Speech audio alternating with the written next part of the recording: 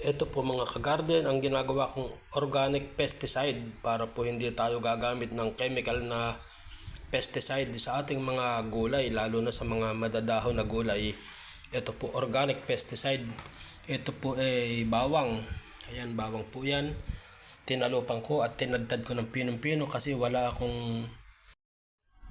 po tayong blender eh. Kaya mano-mano ko na tinatadtad.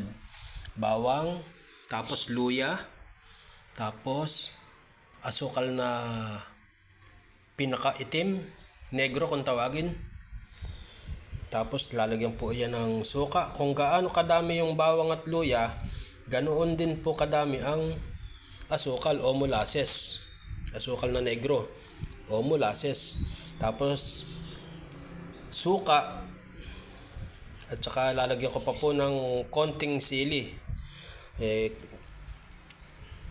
Kukuha pa ako doon sa ibaba ng konting sili. Tatapusin ko lang po muna itong mabusisi na bawang. Tapos yung luya, tatadtarin po pagsasamahin. Kung gaano karami yung luya, bawang, sili, ganoon din po karami itong negro na asukal. Pagkatapos lalagyan po natin ng suka, ganoon din karami. At i-peppermint ng mga 3 weeks o higit pa. Pagkatapos po noon, yun po ang ipang i-spray. 2 kutsara sa 1 litrong tubig, yun po ipang i-spray sa anumang gulay, halaman, para po pantaboy ng insekto. Ang tawag po sa organic pesticide na ito ay OHN o yung tinatawag na Oriental Herbal Nutrients, OHN.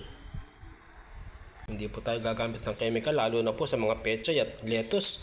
Hindi po dapat chemical, kaya po organic na pesticide. Okay po, tuloy na ang trabaho.